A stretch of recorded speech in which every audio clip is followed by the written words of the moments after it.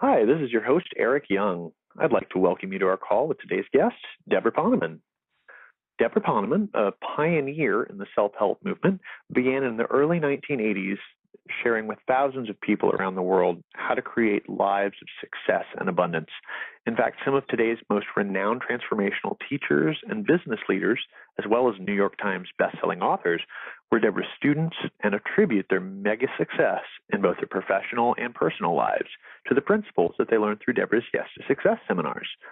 After taking a hiatus of over 20 years while she devoted her life to raising her children, and after experiencing an illness that led to a profound awakening, Debra is here to share timeless principles of creating a life that you are proud to be living and what she calls the new success.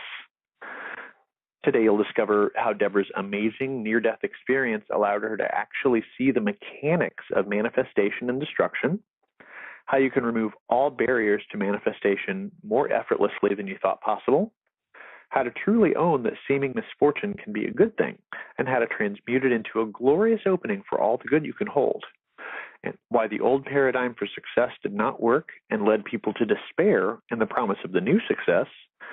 And Debra will also lead us in a powerful process to clear all our energy centers of old blocks so that we are wide open to receive the good that is waiting to come to us in every area of life.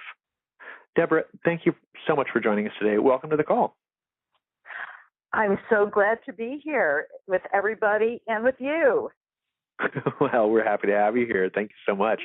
Now, do you think you could maybe take a couple minutes and kind of share what you believe to be the major turning points that, allowed you to manifest your current level of success? I would be absolutely thrilled to. I get to talk about my favorite subject, which is myself. Oh, yeah. I find that hard to believe. I know you, Debra. That's not. Nice try, though. You're kidding. Anyway, well, actually, my journey that led me to be teaching success principles started when I was 19, and I became a meditation teacher. And I think that I might have shared this with you before. I don't know if I shared it with everybody, but there were years in the first decade of my adult life where I actually spent 10 or 12 hours a day in deep meditation. I know it's hard to believe. I also spent sometimes months at a time in complete silence, and that is as in not talking at all. Now I can go for maybe 10 seconds instead of 2 months without talking at all. But I did that then, fasting, and actually also during that first decade of my adult life, I taught meditation to about 1,000 people, and I studied at the feet of some of the most renowned spiritual masters on earth, most but not all from the Vedic tradition in India.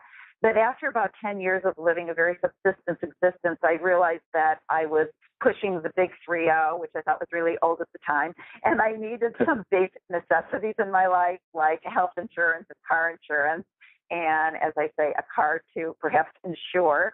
And I moved from the meditation community that I was living in, and that was in the cornfields of Iowa, to Los Angeles. And I did that because I thought, okay, where's the money? I got to make some money so that I can go back and keep teaching meditation.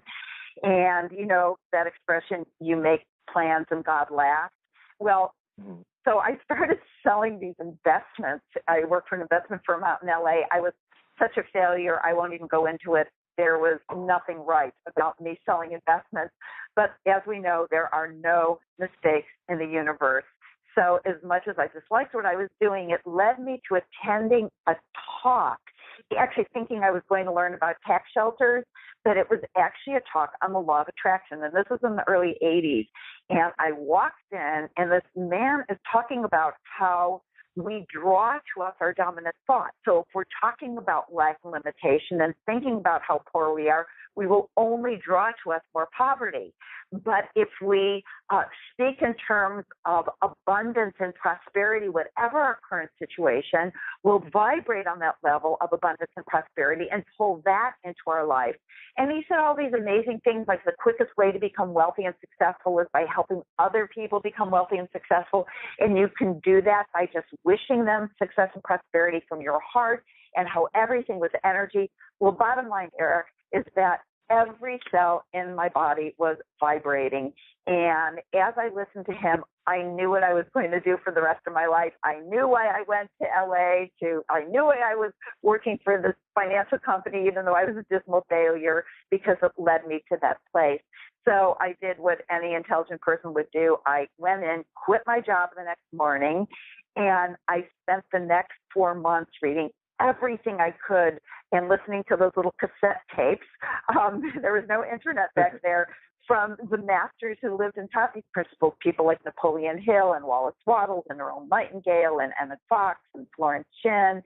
And in 1981, I launched my company, Yes to Success. And within a year, my seminar was being taught to hundreds of people across the U.S. And within the next 2 years, I had reps teaching in 7 countries on 4 continents, which might not sound like a lot now, but remember, 7 countries when there was no internet and all communication was over the telephone and snail mail. It was pretty good. And it was just word of mouth that people who happened to be in the U.S. took my seminar, and then I trained them as reps in these other countries. And anyway, as they say, the rest is history. Wow. That's an amazing story. It really, really is. I love, that it's been such a journey for you, through to get here where you are today. I mean, it's a much different time, that's for sure. And like you said, there was no internet and snail mail and telephone and word of mouth, and that's pretty impressive that you were able to have that kind of a spread for your teachings. Like that's a lot of places to go there. I really love the story about how you gave up your company. You didn't really mention that in just now, but I kind of touched on it at the beginning. Said you had a hiatus of 20 years. I mean, you gave up your company at the height of your success, Debra. Could you tell us about that? I think it really has some valuable principles for us.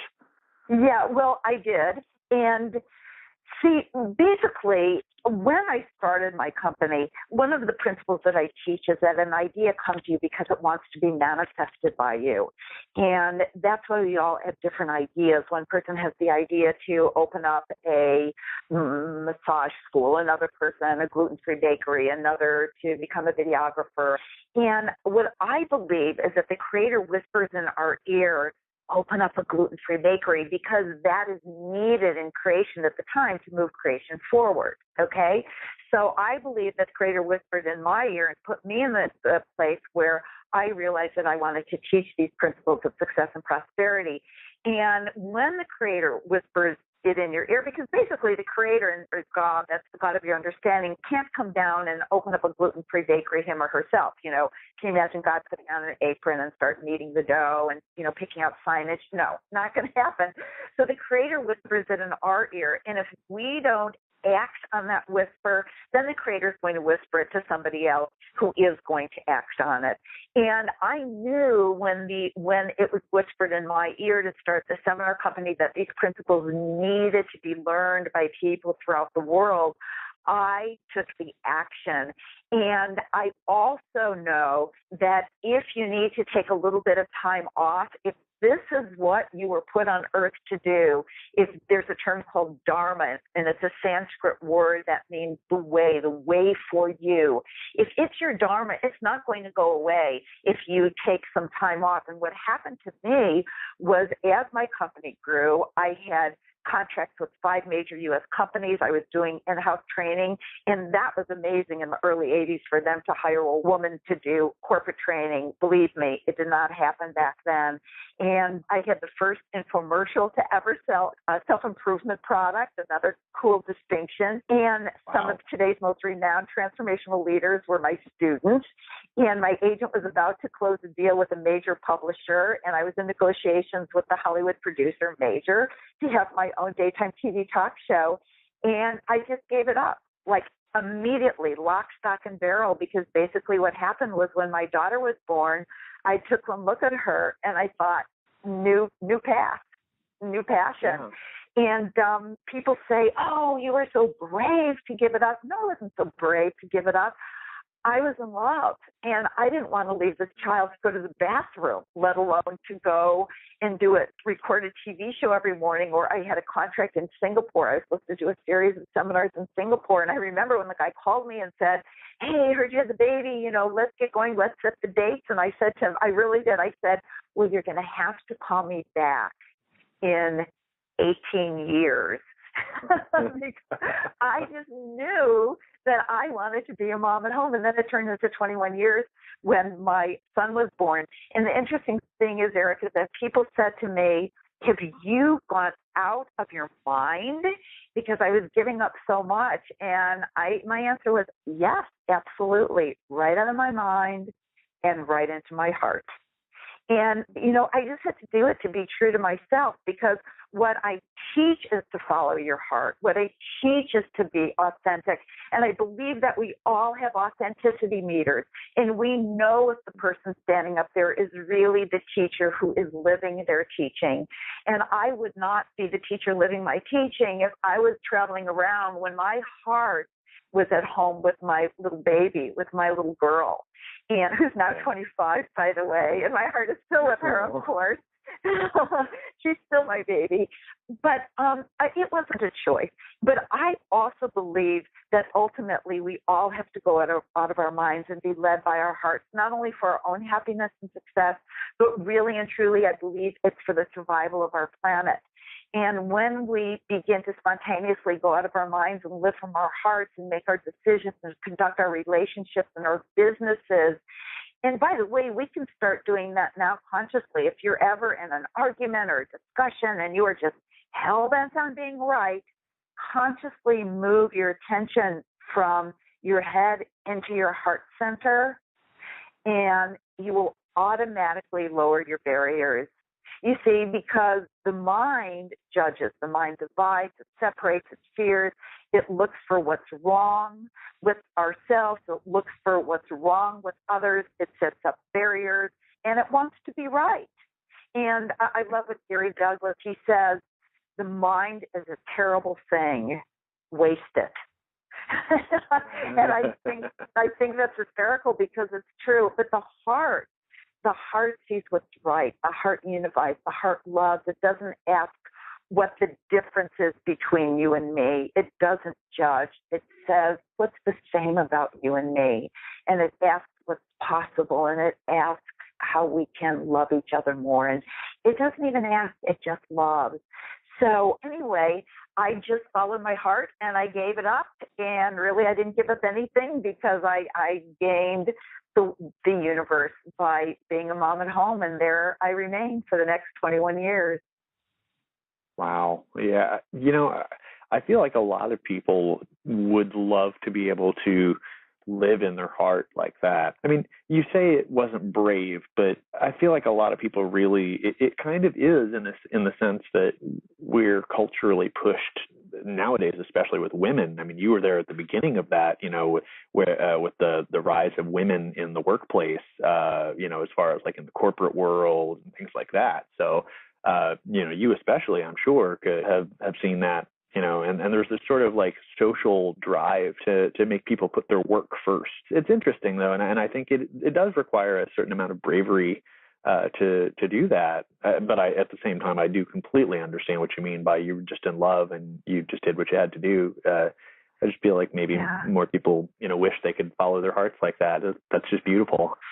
Well, and the thing is, Eric, and I just want to say, it's not that I tell everyone that they should stay home. I have no judgment about people. And how do I even know? Were my kids better off that I was home with them? I have no idea. How could I know for sure? I know a lot of kids whose parents, worked 2 or 3 jobs and they were raised in daycare and they turned out to be incredible human beings.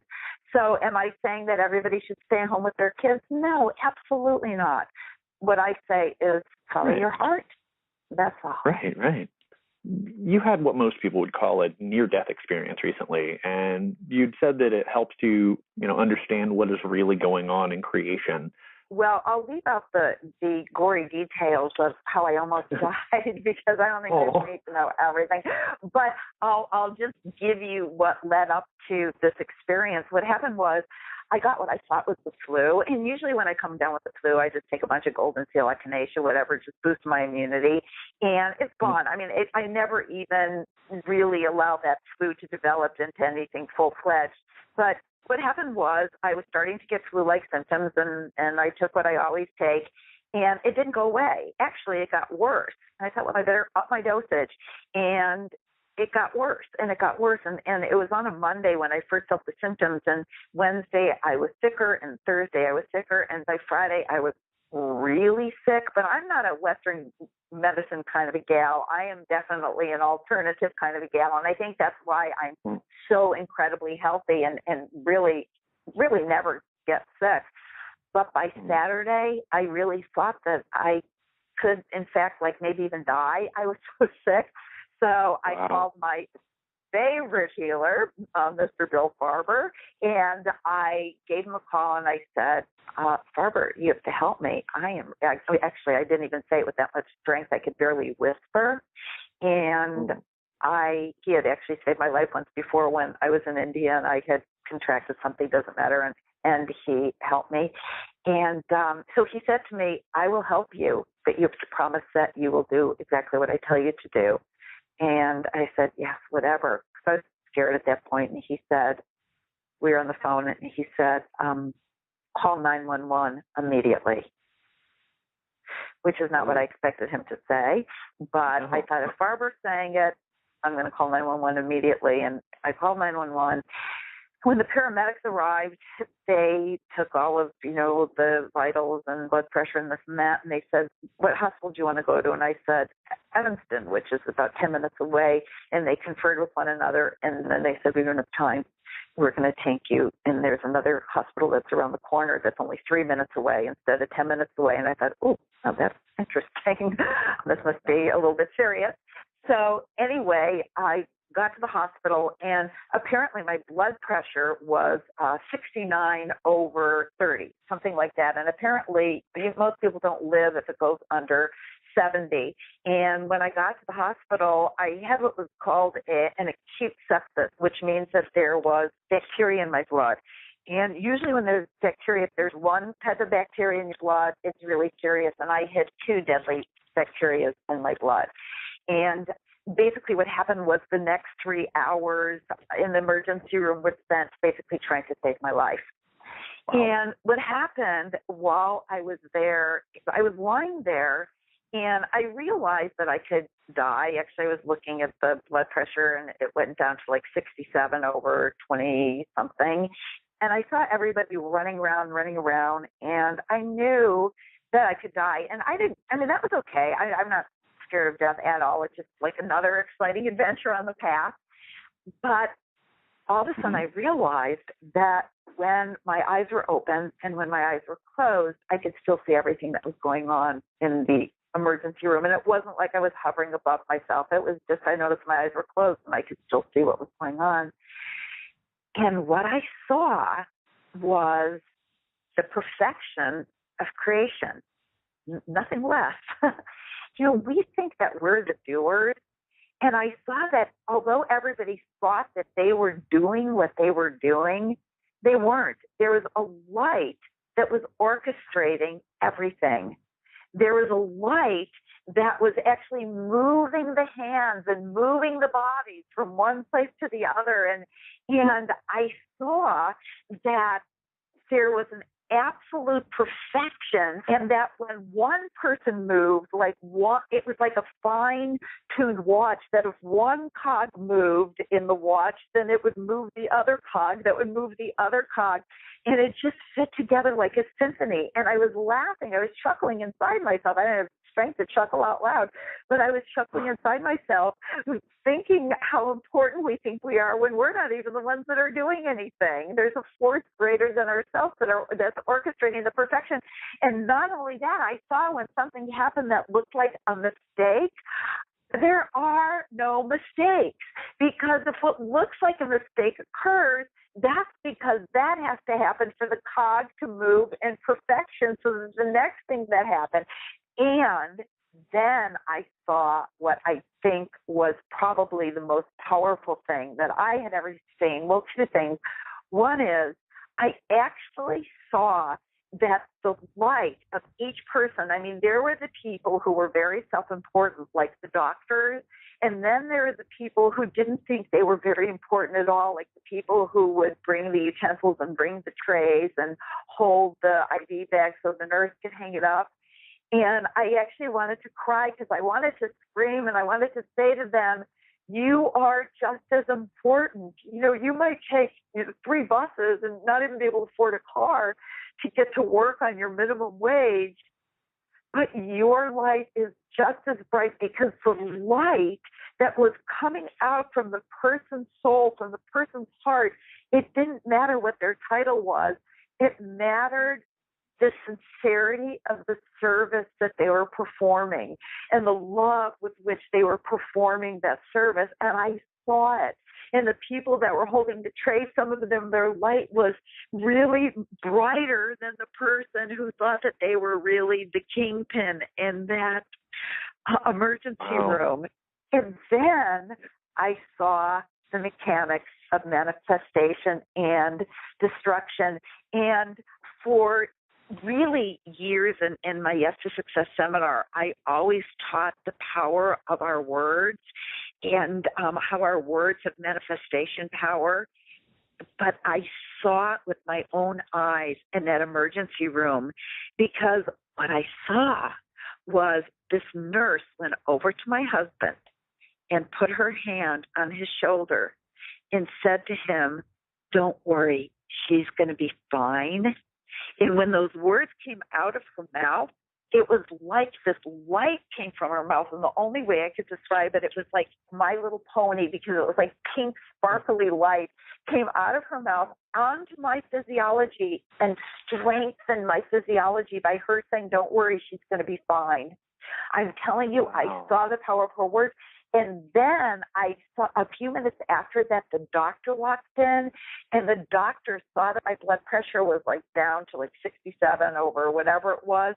And he said, in a very gruff voice, he said to everybody, "Get her blood pressure up or we are going to lose her."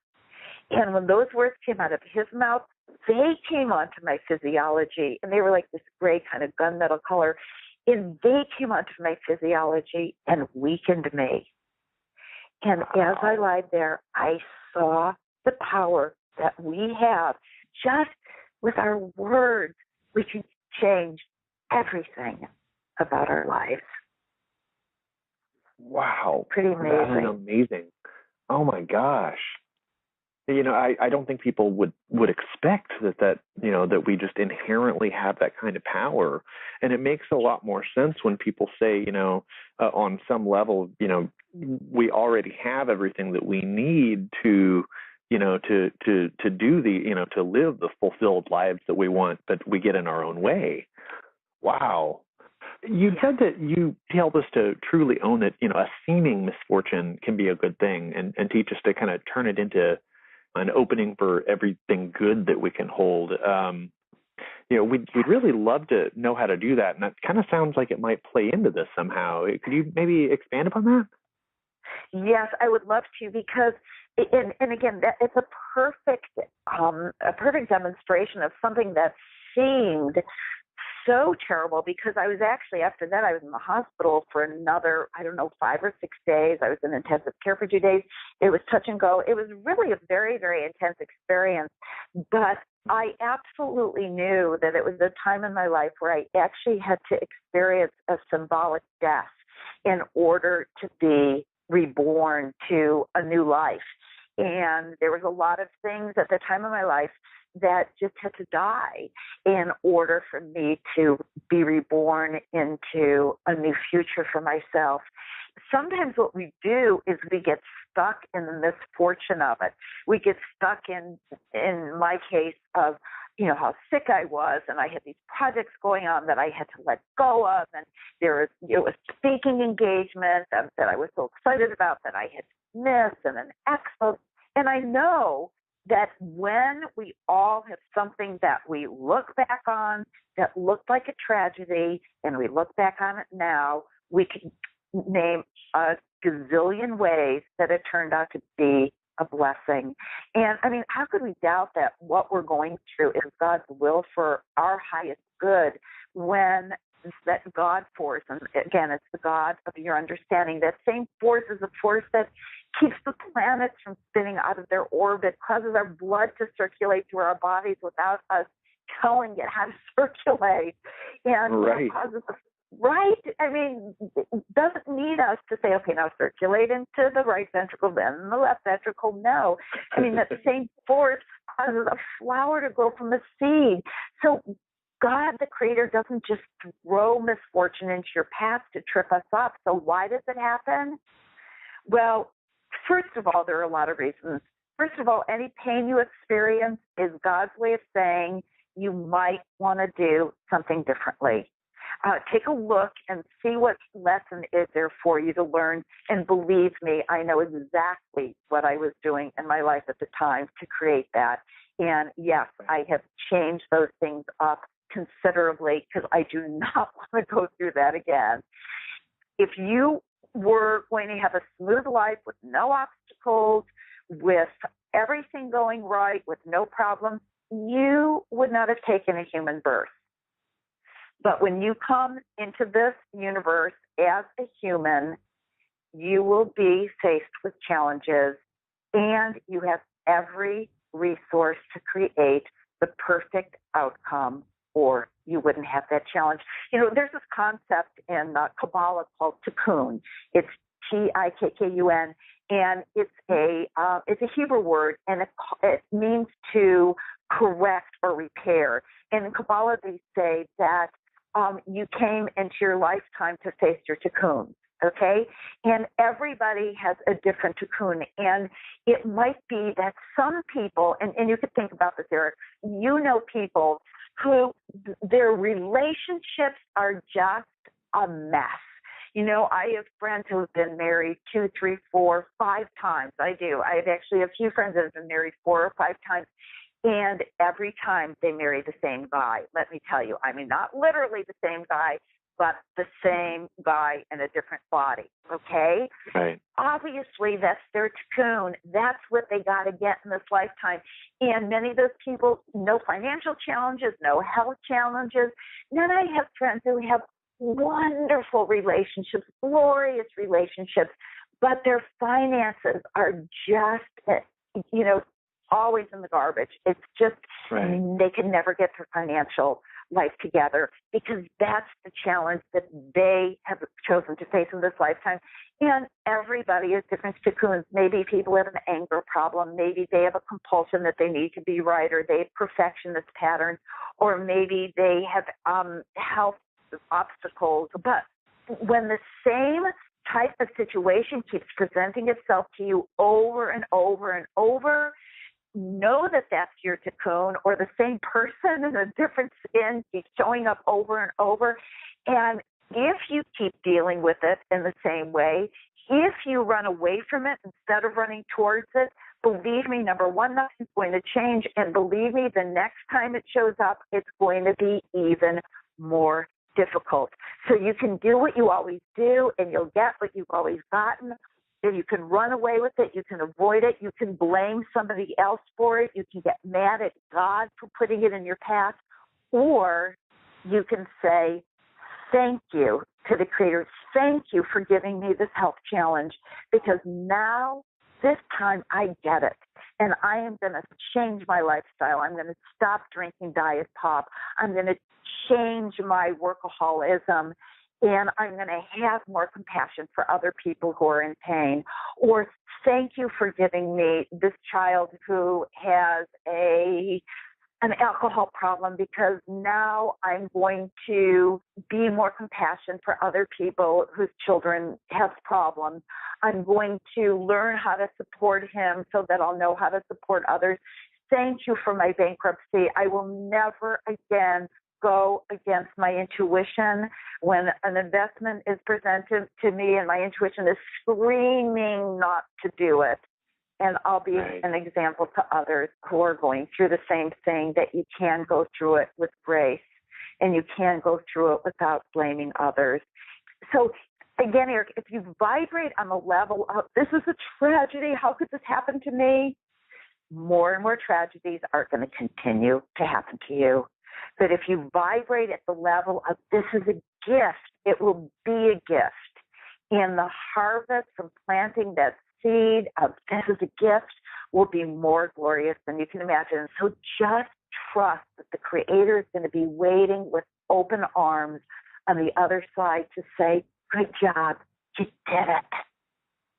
Wow. And so much grace is going to come into your life. And the last thing I want to say is, when you experience suffering, and this is really important, the hurting itself purges the ego and makes one less selfish.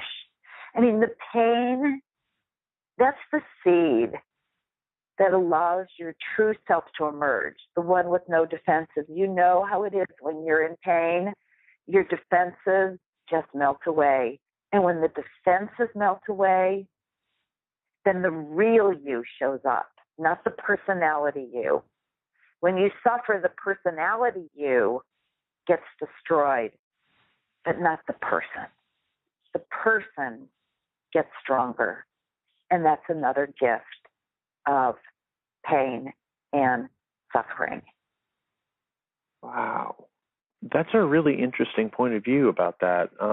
Suffering obviously is something that should be alleviated in the world, obviously. If you look at certain, especially, like Eastern traditions, they talk about suffering as being like kind of the only thing there is in the world in some ways. All life is suffering, according to Buddhism, for instance, which is a seemingly dark way to look at it, but at the same time, it makes a lot of sense because, especially at the time that that culture came up, they didn't have the technological advances that we have. They didn't have, the modern medicine that we have that have, extended our lifespans, to the point that it is now, things like that. But at the same time, it's kind of the refiner's fire that, that can help build you up, spiritually, internally. And like you said, the personality part, that's like the cultural conditioning. That's the learned you, all the stuff that's added on after the fact, right? Yes. And, and again, we try to avoid pain and we try to avoid suffering. And the more we avoid it, the more it's going to, again, show up in our lives. And not that I feel that we should, look for suffering and we should flagellate, but the more we avoid it, the more it's going to show up. And the more we face it, absolutely, then it'll vanish. It'll just disappear in smoke. We all know what we avoid. I mean, I know that one of my cocoons is that it's very hard for me to confront somebody. It's hard for me to speak my truth. I always want to make sure that everybody's going to be happy, and I don't want to, ruffle anybody's feathers, and I don't want to, upset anybody. I'm like a harmony freak. But I know that the reason why I have to speak my truth is because that's what's difficult for me. And I know that there's a story in Kabbalah where a man comes to heaven. He's just passed away, and his guardian angel is waiting at the gates of heaven. And the guardian angel says, why do you think that you deserve to be let into heaven? And the man said, oh, my entire life I was just kind to everybody. I never hurt anybody. I never spoke a harsh word. I never ruffled anybody's feathers. So that's why I deserve to get into heaven. And the guardian angel says, well, that's really good.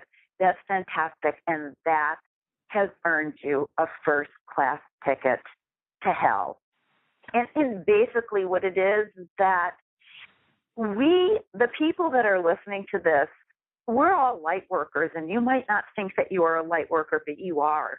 Because if you weren't a light worker, you wouldn't be listening to a call like this. You wouldn't be listening to any of the calls in this series. You're listening to this call because you want to bring more light into your life. And you, by bringing the light into your life, you are bringing more light onto the planet. And when you're a light worker, you are going to be met with resistance. You are going to be met with the people who want to hold on to the darkness that's on the planet. but you are the light. And sometimes being a light worker, you have to speak your truth. You have to do the difficult thing. You have to do the thing that is not harmonious. And when you do that, that's what's going to get you your ticket into grace.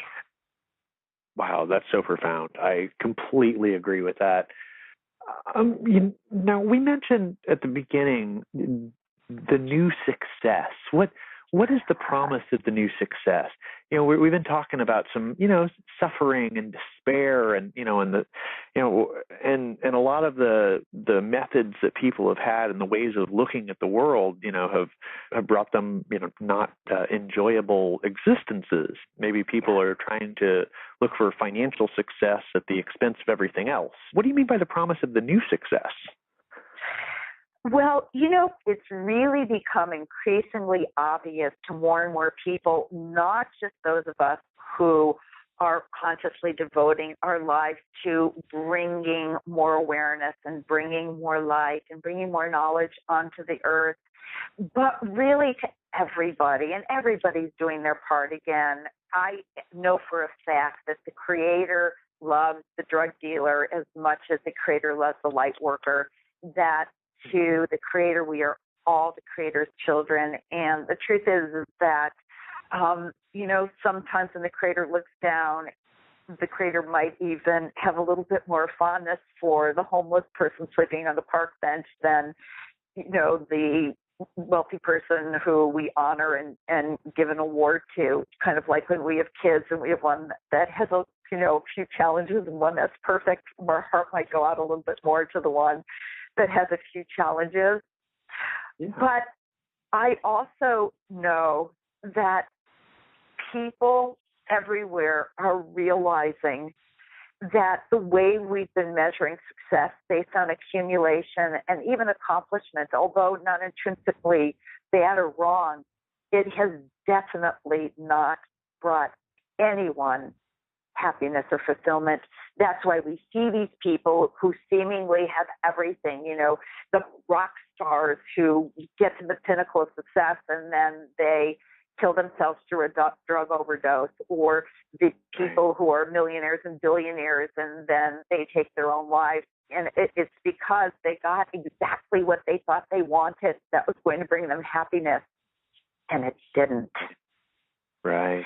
So I began looking at the world and where this accumulation has gotten us as individuals and as a society when success was measured by external factors. And it's not a pretty picture because our financial system is broken, our political system is a mess, our ecosystem is heading towards devastation.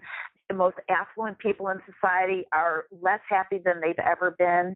So I actually began interviewing people and studying what it was that would really allow people to feel true and lasting success and happiness.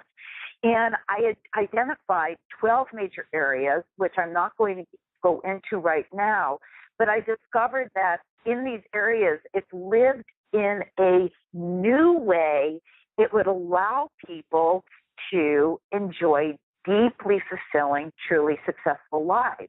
And like I say, I don't have time to go into all of them, but what I found to be a recurring theme is that the new success is not about accumulation or accomplishment. It's about freedom. That's what people want the most. It's about service. How can I serve? How can I do something of lasting impact on the planet? And most of all, the new success is about connection. What people really want is to feel connected to other human beings, heart to heart. As a matter of fact, there's a woman named Dr. Brene Brown. She's a professor and a scholar and a researcher. And for 10 years, she's been researching topics like courage and authenticity and most notably vulnerability. And what she discovered is that the greatest human fear, got to follow me here, the greatest human fear is not snakes or heights or public speaking or even death, but the fear of living your life not having deep connection with another human being. And she further discovered that in order for real connection to happen, that you have to overcome another fear, which is the fear of being vulnerable, of saying, I'm scared, of saying, I need you, of saying, I'm sorry, I totally screwed up. And it's terrifying to people. But if you want to be happy and have a strong sense of belonging on this planet, instead of feeling like you don't belong, which is what a lot of people feel like, you have to have the courage to be imperfect. You have to have the courage to be vulnerable. And her research showed that if you can let go of trying to be who you think you should be in order to be who you really are, and to fully embrace your vulnerability, and again, to say things like, I love you, even if there's no guarantees that the person is going to say, I love you back. If you can, ask your partner for help and say, I don't feel loved, I'm scared, I don't feel supported, and it makes me feel really lonely, that's where the real happiness and the real success lies. And again, we're so afraid of that instead we just numb ourselves with food and drugs and alcohol and making sure we look good and making sure that we're right and trying to be perfect and trying to have, perfect kids who go to the perfect school and the perfect spouse and make it look like we have the perfect marriage and having the corner office. But that's exactly how we keep ourselves from having happiness. It's exactly how we keep the joy away. And it's only by embracing our vulnerability and expressing our fears that we're going to know real success. And that's what I call the new success. Wow, I love that. That seems like it could be the answer to so many problems.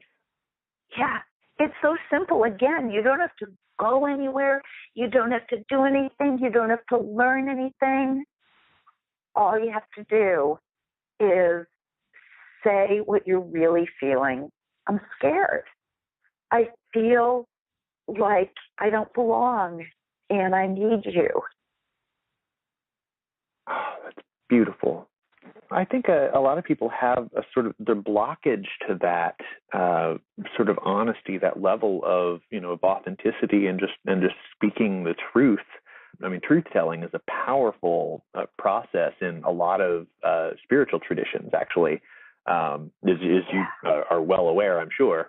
Being having studied Vedic tradition and such, it's you're obviously aware of the power of just being honest, like fully honest and present in the moment in order to be honest like that.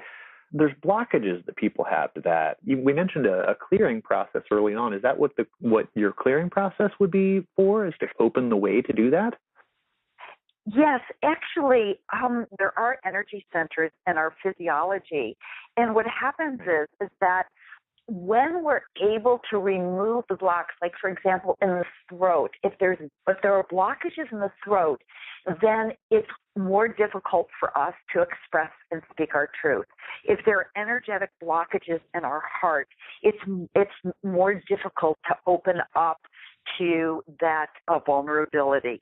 So what I have learned is a process that actually energetically allows people to open up these energy centers. And I've been sharing it for quite a while, and it really works.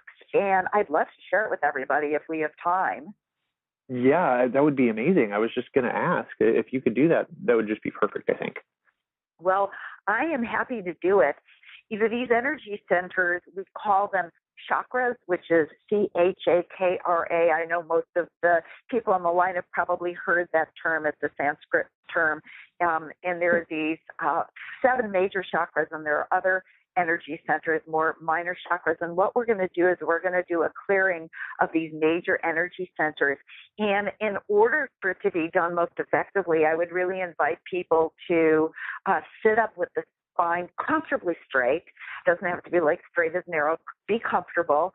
And I would invite you to close your eyes. And, well, before you do, you might want to take your pets out of the room, because as soon as we start doing these clearings and the energy shifts, then your dogs and your cats are going to jump into your lap. So it'd be better maybe to have them wait for you outside the door so that you can have the time for yourself. I think it's probably, it's you could listen to this if you're driving. You won't get the greatest benefit. Just make sure that you don't close your eyes. What I'm going to do is I'm going to start out with the universal mantra Om, which is just a vibration, and I'm going to end with a prayer for universal peace. But in the meantime, in the background, I'm going to be playing some beautiful music by Jim Oliver, who his music is very, very high vibration. So the music that you're going to be hearing subtly in the background is wonderful, Jim Oliver. Okay, so now we're going to begin, and I'm going to start by chanting the universal mantra Om 3 times. Om.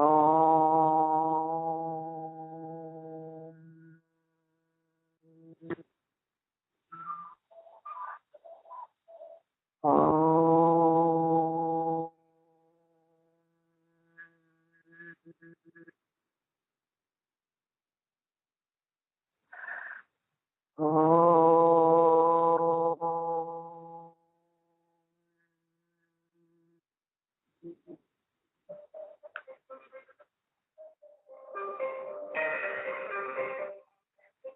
Now, allow the awareness to go to the first chakra, the root chakra, located at the base of the spine. And there visualize and feel a beautiful, rich red color. Universal consciousness, all that is. Please remove any blocks to the full expression of my Kundalini energy, my stability, and my connection to Mother Earth, and return these blocks to dissolve at their origin. And as I hear the sound of the sacred mantra and breathe into the space at the base of my spine, let this create an opening to the energy of strength, stability, courage, and a secure and solid foundation for my life. Now we'll breathe slowly in through the nose and out through the mouth, gently directing our breath into that chakra. And as I say the mantra that stimulates the opening of that chakra, I will chant this mantra 3 times. Lam.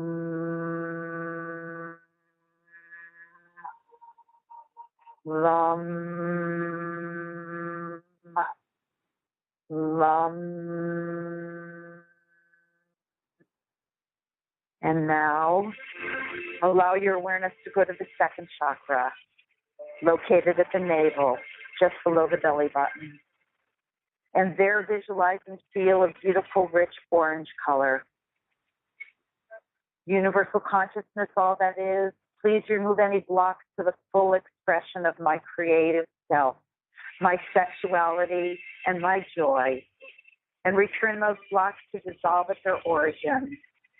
And as I hear the sound of the sacred mantra and breathe into that space of the navel, let this create an opening to the energy of sacred relationships, the flow of emotions without guilt or shame, the freedom to be myself, and the enjoyment of sacred pleasure.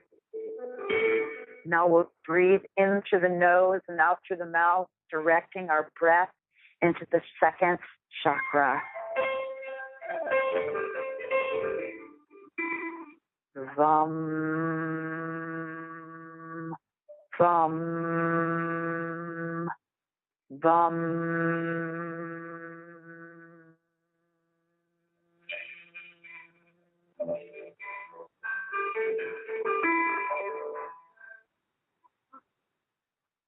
And now allow your awareness to go to the third chakra, located at the solar plexus in the center of your body, just below where your two bottom ribs meet. And there visualize and feel a radiant yellow color.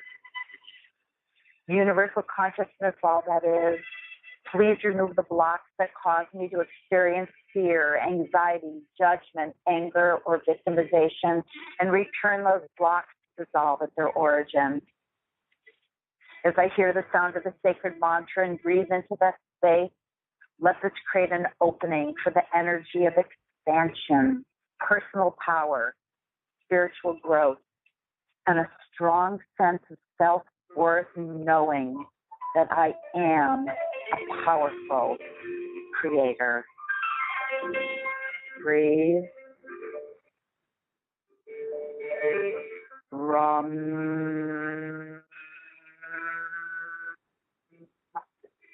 Rum. Rum.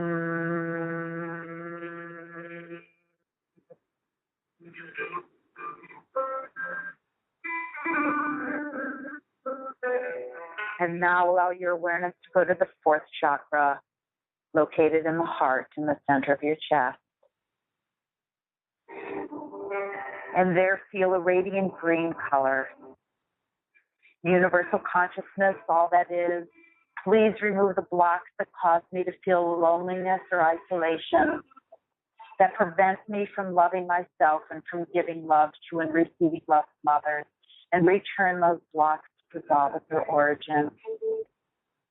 As I hear the sound of the sacred mantra and breathe into that space of the heart, let this create an opening to the energy of love, so that I can live with passion, so that I can know devotion, so that I can give and receive unconditionally and feel deeply connected to all that is. Breathe. Yum. Yum. Yum.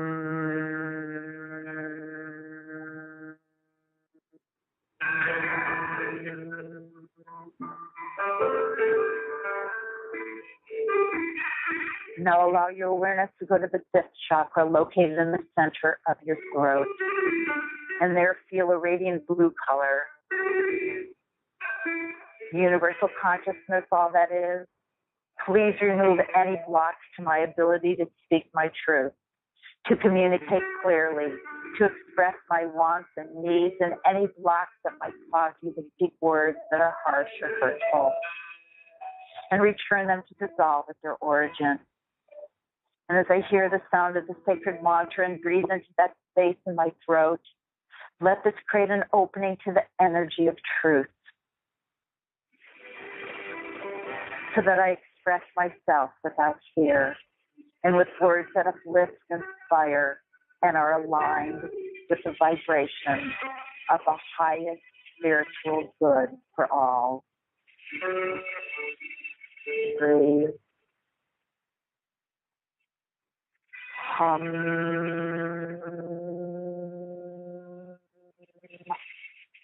Hum. Hum.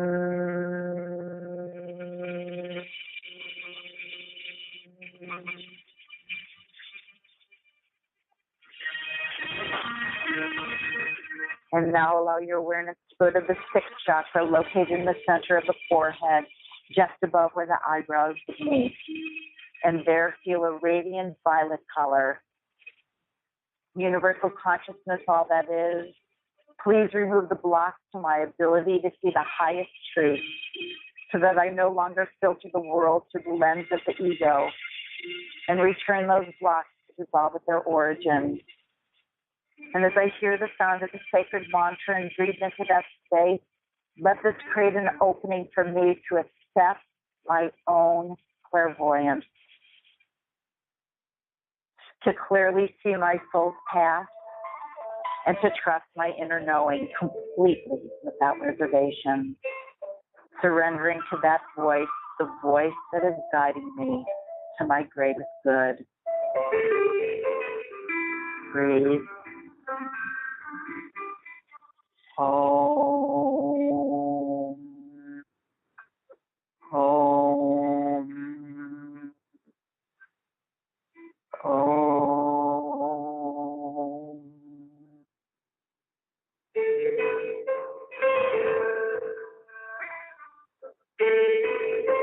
And now, allow your awareness to go to the seventh chakra, the 1,000-petaled lotus located at the crown of your head. And there you'll find pure, radiant, luminous white light, universal energy, all that is.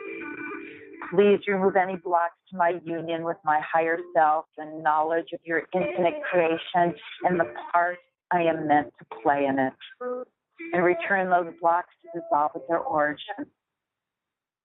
And as I hear the sound of the sacred mantra and breathe into that space at the crown of my head, let this create an opening for the universal life force to pour into me, igniting my highest spiritual understanding and my knowledge of the self, and to flow unobstructed throughout all of the chakras now, illuminating perfect health, perfect purity, perfect peace, love, and the joy that I am.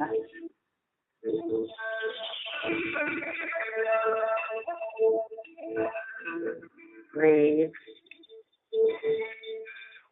Om. Om.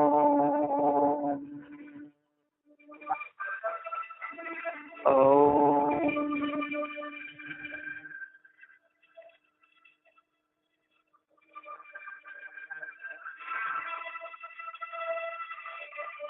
And now allow that radiant, pure, luminous white light to expand out from your physiology to fill the room, to fill your community, to fill your country, to fill your planet and all its creatures, to fill your galaxy, to fill the universe onto the edges of infinity, because that is the truth of who you are.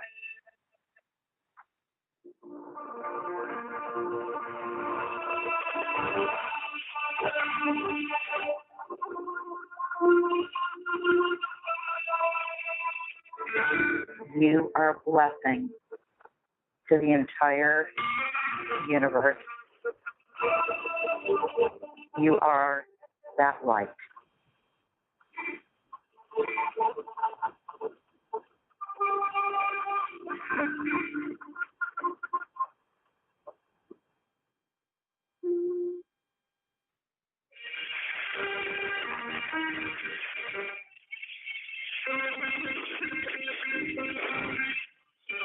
And now, while remaining as infinite light that you are, you could bring your awareness back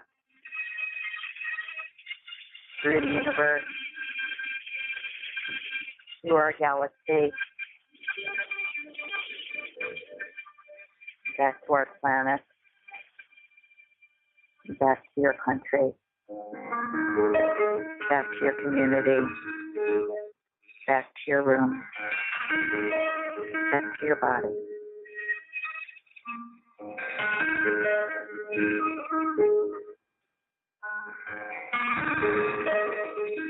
Never questioning that you are that holy light.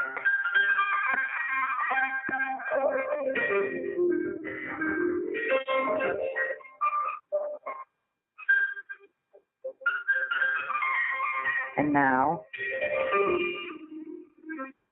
we'll share a prayer for universal peace.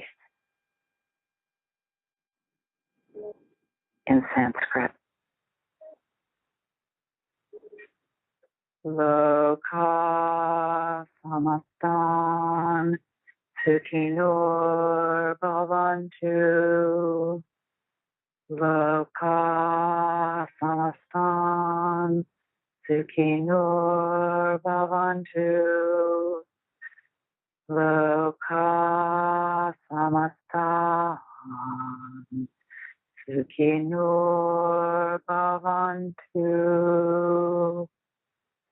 Om Shanti Shanti Shanti.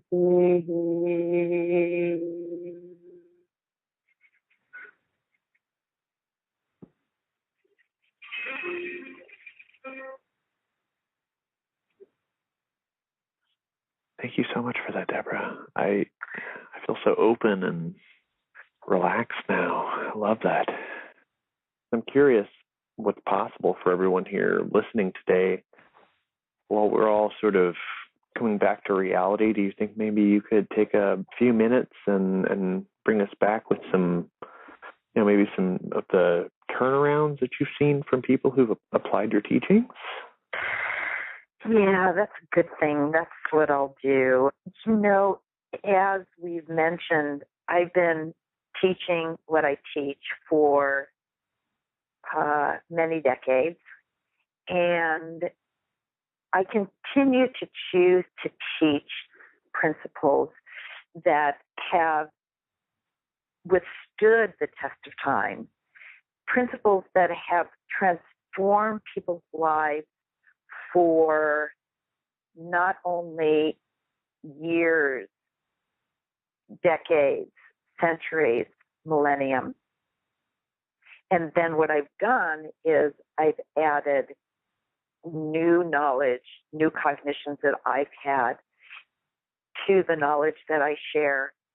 And it's so interesting because, as you know, Eric, and I know a lot of the listeners know, that I have numerous people who are now some of today's most recognized household names in the transformation world who were my students early in the 80s and who attribute the fact that they are millionaires and billionaires and household names and New York Times bestselling authors to the knowledge that they gained from attending my Yes to Success seminar, or some even from listening to the Yes to Success seminar on cassette in the old days and MP3 in more modern times.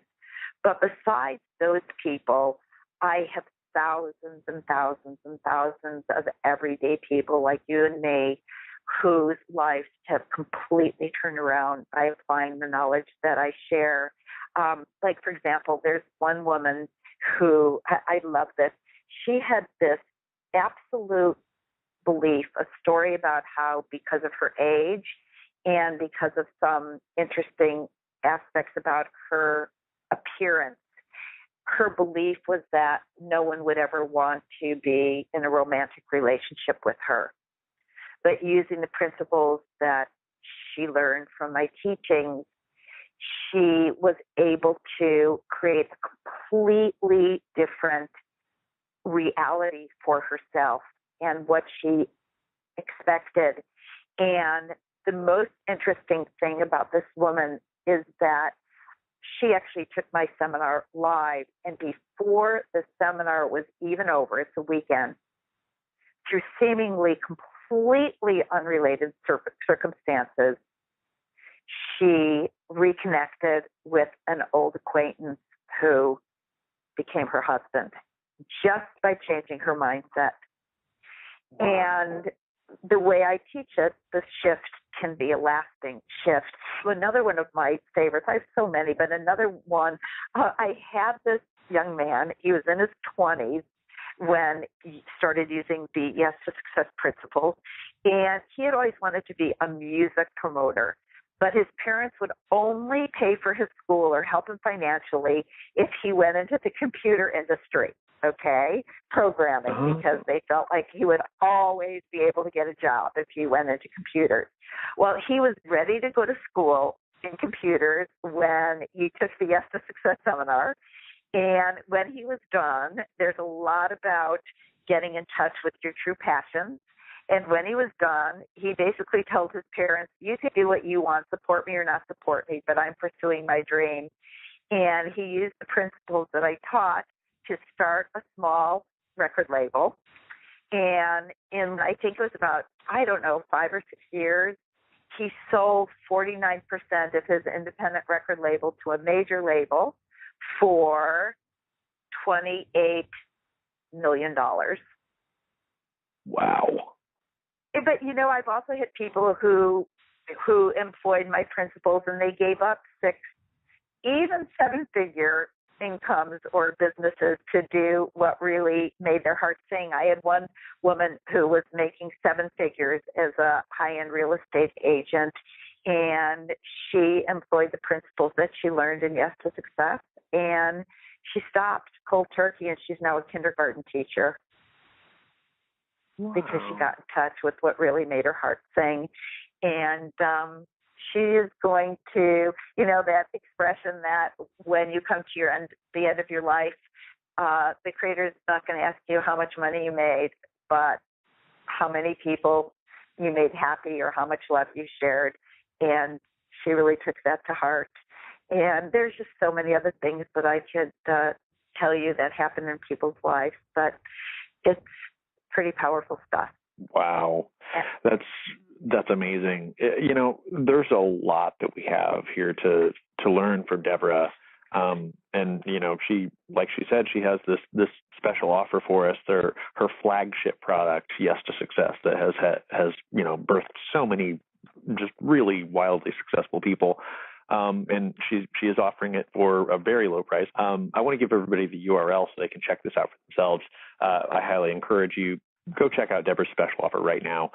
Experience it. It's mind-blowing. You can just click on the special offer button that's on the page, and then you can go check it out there. Debra, could you maybe let everybody know specifically what they're going to find there?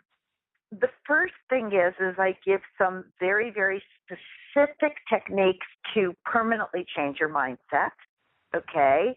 And to really harness the power of your mind to create exactly what you want. It's not that difficult. I don't want to make it difficult. I want to make it really simple for you. And those of you who are, but I already tried it, The Secret, blah, blah, blah. Well, there are people in The Secret who were my students. And I'm telling you, it is very, very formulaic. It's very, very simple. I actually share a system of goal setting. I do think it's important to put your order into life. And that's what I say goals are. It's like if you didn't order anything from the Neiman Marcus catalog, you're not going to sit there waiting for something to arrive. You got to put your order into life, and then you can simply wait for your order to arrive.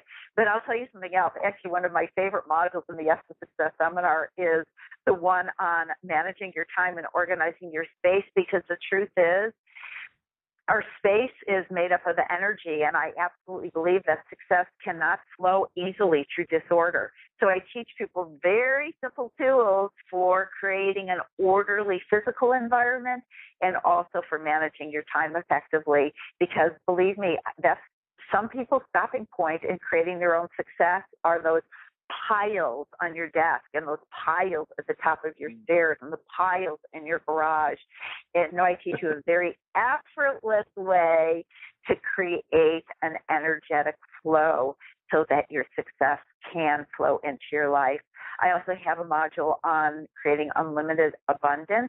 And by the way, I also have a bonus on creating techniques to attract wealth into your life. Now, several years ago, I was the speaker at Greg Hapstrid. He's a great transformational leader up in Calgary, and I was the speaker at a 3-day, one of the speakers among many at his Money Attraction Boot Camp in Calgary. And the attendees at the end, they actually filled out a form of who they wanted to come back as a speaker the next year, and I was the number one ranked person as who they wanted to come back next year.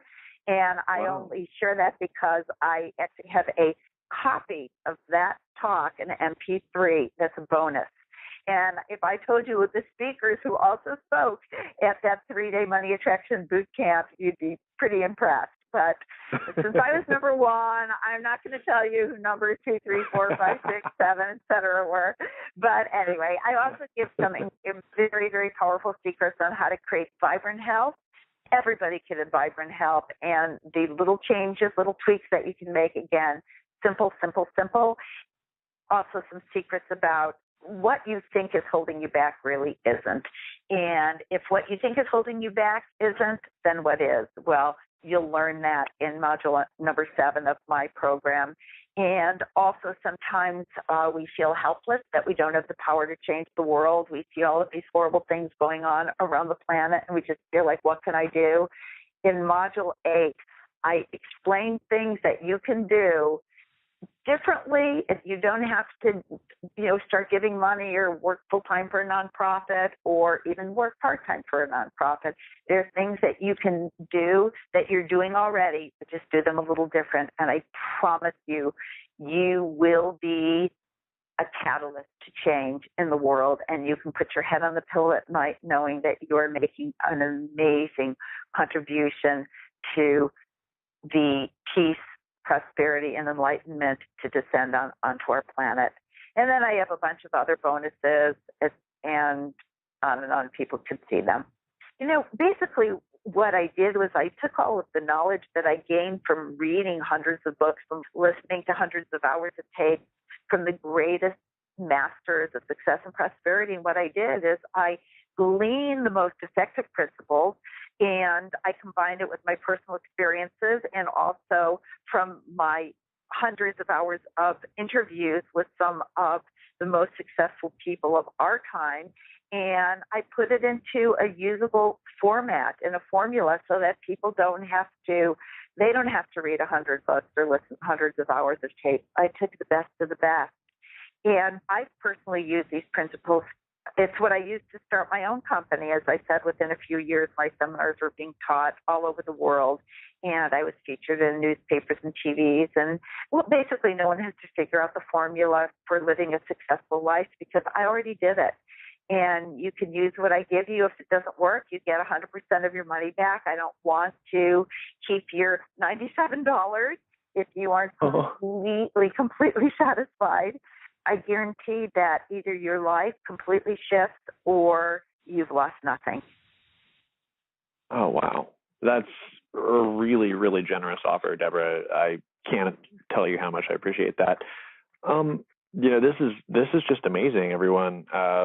Like so many of these, as she said, these transformational leaders have learned from Debra and attribute their success to what they learned from her. So, you can go straight to the source and learn how to go straight to the source, I guess. That's kind of the point, right? Well said. Yeah, Debra, this has just been an amazing call. There's so much information here, so much wisdom that you shared with everyone, and I just can't even begin to tell you how much I appreciate it. I was going to ask you what kind of benefits people can expect to experience, but obviously you've said that there's kind of inner peace, there's health and prosperity and all these different things that that people are going to get right away and over time by applying your program. I mean, you and all of these people that you've taught are testament to that, and I just love that. Do you maybe have any final thoughts? Because we're running out of time here, but I would love if you could just kind of maybe share a little nugget of wisdom for everybody before we go. I would love to. I was thinking about something early on. It was one of those thoughts that went in my mind and out of my mind, so it must be because I'm supposed to share it now when I was talking about the new success. Because I believe that the new success has a lot to do with what Mother Teresa once said when she said, not all of us were put on earth to do great things, but we can all do small things with great love. And the other thing that I'd add to that is we can't change others, but we can change ourselves. And if we really want to contribute to the world, I know the people who are listening to this call, I know that they do. All you have to do is ask yourself at the end of the day, what did I do to contribute to people's lives today? Did I lighten someone's burden? Did I do something that's going to contribute in a way that even outlasts me? To make our life a real success, we just need to ask ourselves, what have I done for another? What have I done for the world that made it a better place because I existed in it? That's beautiful. Again, Debra, I really appreciate everything that you've shared with us today. For everybody, one more time, please, I strongly encourage you to check this out. You don't have anything to lose. It's $97, and as she said, if you're not fully satisfied, you know, there's a money back guarantee. That's a no-brainer right there. You can just click on the special offer button that's there on the page. Again, Debra, you are awesome. I thank you so much. I really appreciate everything that you've done here, and I look forward to having another talk together sometime. And I look forward to it too. Thank you for being an awesome interviewer. I just think the world of you, and everybody who's listening. I love all of you guys, and thank you for spending this time with me. Mm-hmm. Yes, indeed. Thank you so much for listening in and joining us today, and hope to talk to you all soon. Thanks a lot. Bye-bye.